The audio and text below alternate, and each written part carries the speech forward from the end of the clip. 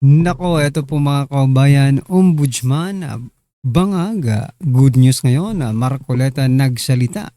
Sinuplak si Rimulya.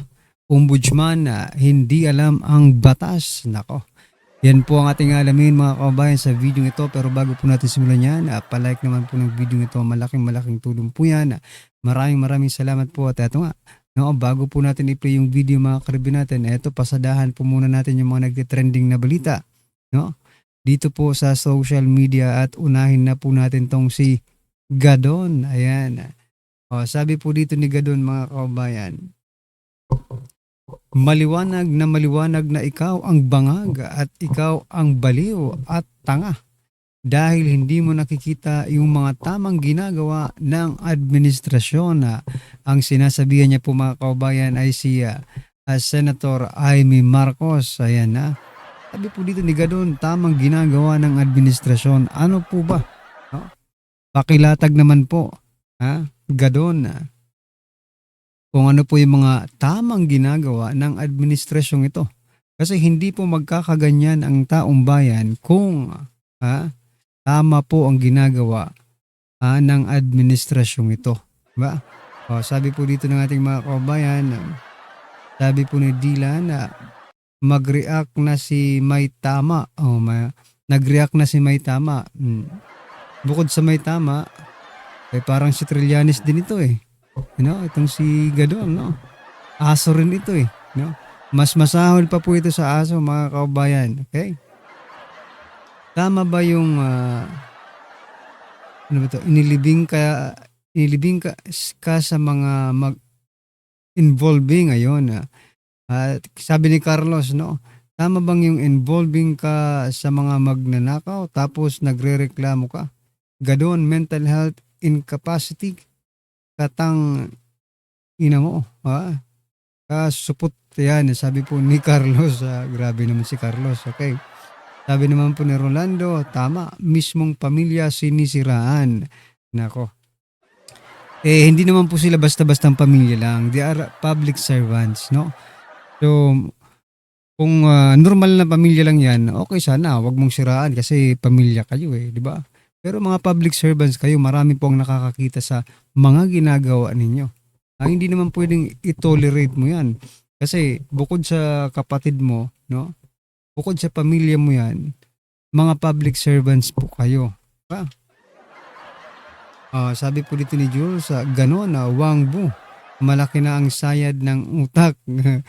Correct, di ba? Simula nang na ano to eh, simula nang na disbar. Oo.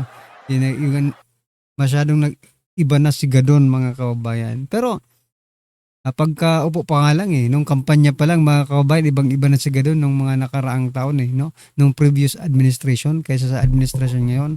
Nako, napakalaki po ng pinag-iba ni Gadon, no? Sumadsad na yung utak sa talampakan. Ayan. Anyway, eto pa mga kababayan, pasadahan din po natin to, no? Itong si Romualdez, ay grabe. Si Romualdez ba ngayon ang gagawing mga kababayan, gagawing sacrificial lamb? Sabi po kasi dito sa Manila Bulletin, mga kababayan, Bunuan accepted as state witness to strengthen case versus ex-speaker Romualdez. Ayan na. Talaga ba? Tutuluyan nyo ba si Romualdez? Ang tanong dyan, di ba? Kung tutuluyan nyo si former Speaker Martin Romualdez, baka mamaya for the show lang ito. No, magaya po dito sa kaso ni Joel Villanueva. Pagkatestigo ni Bunuan, baka balik sa preliminary investigation. Ayan na. Diba? Sabi po ng ating mga kababayan, sabi po ni Ray, speak now Martin or regret later, no? Oo nga eh, no? Magsalita ka na yun na ngayon, Martin. Patunayan mo yung sinasabi ni Saldico, no? Para hindi ka papayag ka ba, for example, no? Ikaw nasa kulungan, sila nagpapasarap sa labas, diba? Sabagay, kung ikukulong man itong si Martin Romualdez, mga kababayan, I think magiging masaya pa rin ito sa loob eh. Maraming pera eh. Diba? Sabi po dito ni Joe, strengthened case may still be defeated by mere technicalities. Diyan naman eksperto si si ombudsman, mga kababayan. Bunuan ng Rimulya Secret Love Team, aray ko po. Anyway, ito po yung kaso ni ni ano yun si Joel Villanueva. Ito, may pahayag si Joel Villanueva. Grabe, no? Mula sa hinog na naging hilaw. Ito po, sabi po dito, mga kababayan, ni Joel Villanueva. Wala talaga ebidensya, lalo walang kaso na isasampa upang idamay sa flood control project anomalies. Paano magkakakaso, mga kababayan? Di ba? Nirefer nga ng DOJ sa ombudsman. Anong sabi ng ombudsman? Hindi namin tatanggapin yan. Nakukulangan kami. Di ba? Ibig sabihin, mga kababayan, hinarang. Di ba? Paano magkakakaso sa Joel Villanueva kung hinarang po ng ombudsman? Di ba? Sabi pa po dito, walang resibong maipakita kaya walang kaso. Maging mapanuri at huwag maghusga ng walang malinaw na katibayan. You know what, Joel Villanueva? Yung pagbaliktad mo pa lang dyan sa Senate, no? Yung papunta kay Gatchalian sa Soto Block, no? Yan po ay napakalaking katibayan para sa aming mga taong bayan, no? Yan na po yung basihan namin kung bakit ganito ang nangyayari sa kaso mo. Biruin mo, mauuna pang makulong si Senator Marcoleta kaysa sa iyo. Diba? Na ikaw, hinog na yung kaso mo noon. Ay nako. Ito po ang naging komento ng ating mga kaubayan. Sabi po dito ni Let's, dating hinog na hinog. Nung lumipat, biglang nahilaw. Ayan. 600 million na pera o kaluluwa. Sabi po ni Mark.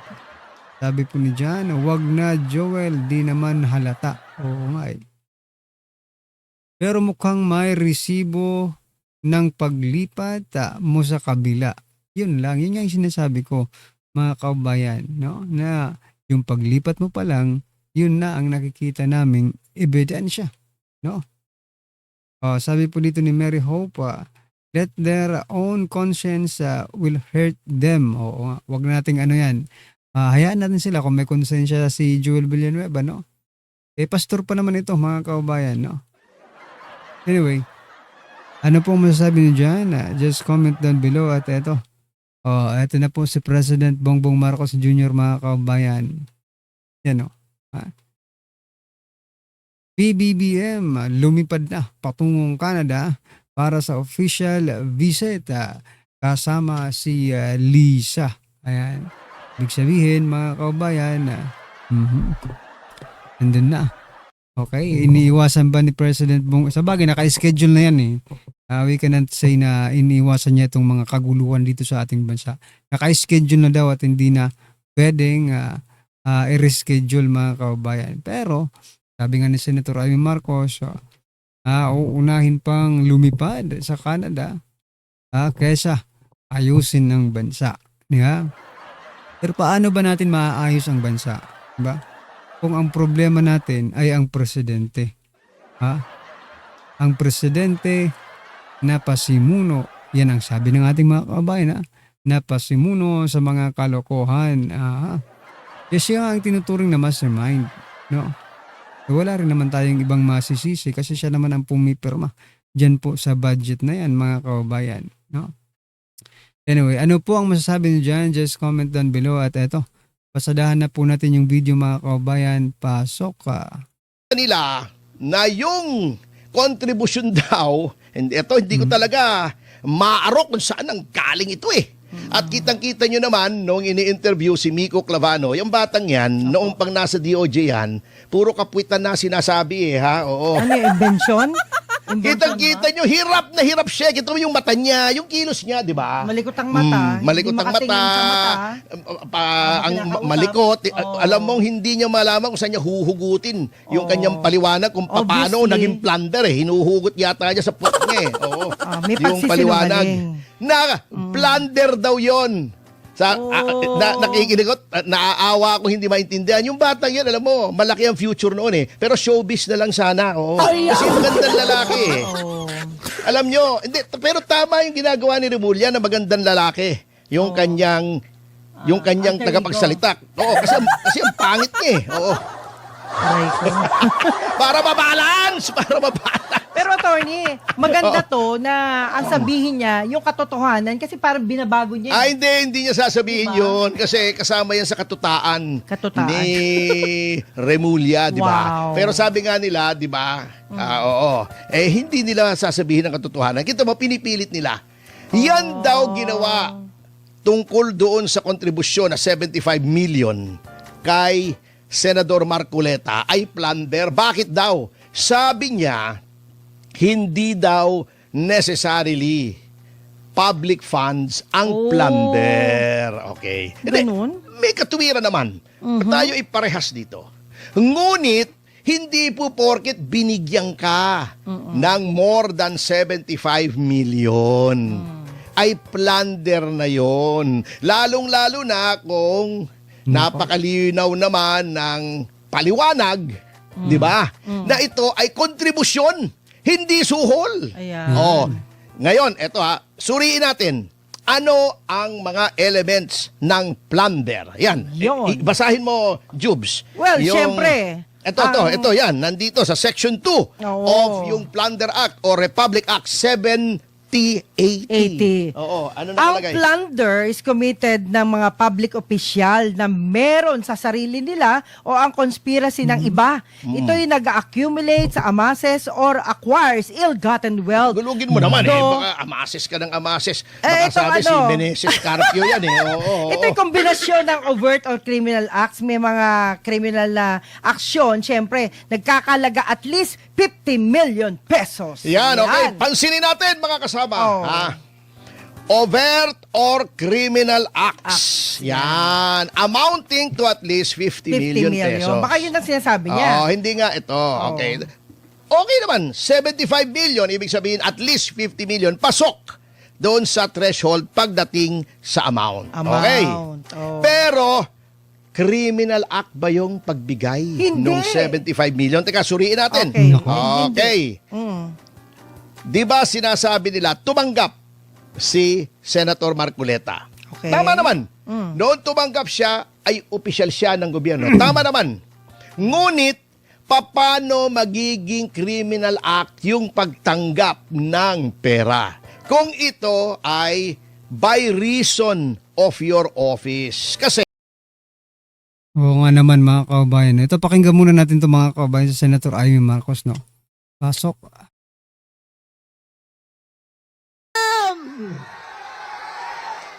Gobyernong tulog! Nga Kasuklam-suklam ang gobyernong manhid! Manhid. Manhid! Manhid. At walang pakialam sa hirap ng ating mga magsasaka at Correct. mangingisda, Mhm. mga sektor na nagpapakain sa atin na halos walang makain, gutom ang mga pamilya. Wala silang pakialam. Gobyernong tulog, lasing sa kapangyarihan, Grabe. sadyang pipiliin pa bumiyahe, makihalubilo sa Canada, sa mga dayuhan sa Amerika, habang ang Pilipino ay nagdurusa sa gasolinang hindi abot kaya, pagkaing ginintuan, Grabe. at napakahirap na buhay. Wala So, ayan mga kabayan, no? Pinili pa na magsaya, no? Sa kabila ng kaguluhang nangyayari sa ating bansa, sa kabila ng kahirapan nangyayari sa ating bansa, no? Pinili pa pong lumipad ni President Bongbong Marcos Jr., no?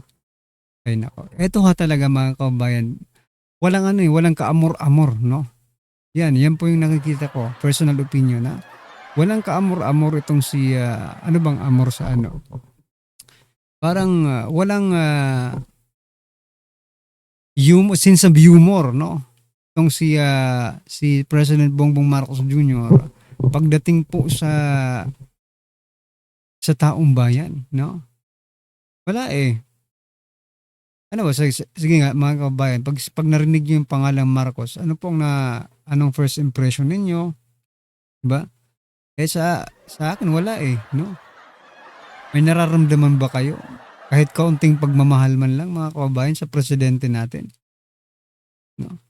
Wala eh, kasi from the start pa lang mga kabayan pinagsisinungalingan na tayo, di ba? O, ilang beses na nating nahuling nagsisinungaling. O, sa mga zona niya, iba naman yung nangyayari. 5,500 flood control projects tapos na. Diba? Malalaman natin mga ghost project pala. Diba? Yung mga ganong mga statement ng presidente, marami pa yan, no? O yung mga pumasok doon ng mga pulis sa KOJC, no? Walang dalang armas, pero meron pala. Diba? Marami pang instances na nagpapatunay mga kababayan that the president is lying to us. No, kaya kahit anong sabihin ni presidente, no, parang hindi tumatagos sa mga puso ng bawat isang Pilipino. Unlike former President Duterte, makita mo pa lang, hindi pa nagsasalita mga kababayan. Di ba? Ramdam mo na. Yun yung gusto, yun po yung hinahanap ng taong bayan eh. Yeah. Anyway, napaliwanag naman po ni Atty. Topacio, no, yung pagkakaiba ng plunder, no, at graft. Kasi ang ill-gotten wealth Ayun. as defined by law ay yung yaman na iyong nakamal sa pamamagitan ng mga acts. Ano ba yung acts? Aksyon. Oo, aksyon. Oo. Mga galaw. Nagdagdag. Mga ginawa mo na Kilos. labag sa batas. Yun. Labag sa batas ba yung At lagi po pagtanggap nating niya ng tandaan. 75 million? Ang bagong Wari ko, Pilipino, Hindi dahil nasa batas nga po mismo, ay ang isang taong kumakandidato, whether or not he is an official, whether or not re-election, whether or not he is running for the same position or for a different position. Halimbawa, gobernador ka ngayon, Opo. tapos na term mo, kumakandidato kang congressman, o Opo. senador ka, kumakandidato kang pangulo, o senador ka, kumakandidato kang congressman. May mga ganyan, di ba? Okay. Alternative na yun. Ay ikaw ay maaring tumanggap ng pera bilang campaign contribution. Ayun naman pala O, contribution sa Contribution. kampanya. Mm. Ang limitasyon lamang po dyan, hindi nga yung pagtanggap eh. Huwag kang gagastos. Uy, happy Uy, 2,000 live 2K viewers. na. Maraming salamat po. Huwag kang gagastos ng higit doon sa itinatakda ng batas. Kasi may bilang yan eh. Kung magkano ang pwede mong gastusin per voter. Okay. Oo, huwag kang lalampas doon, walang problema. O, sabihin na, si Isko Moreno, di ba? Opo. O, yung may sumobra sa contribution sa kanya nung tumakbo siyang presidente, dineclare niya bilang income. Oh. Okay. Etong kay Marcoleta, eto ay nagbigay ng donor's tax si Mike Defensor. At least yung binigay niyang 35 million yata, more or Opo, less, opo. kay Senator Marcoleta. So, Marcoleta. wala pong illegal. Kung illegal yan, bakit babayaran mo ng donor's tax? Nasisira So yan mga bistadong-bistado ang galawan dito ng mga inayupak. No? Nabibisto. Anyway, ano pong yung reaksyon, opinion patungkol dyan mga kabayan? Just comment down below. At syempre, wag pong kalimutang i-like ang video ito. Maraming salamat po.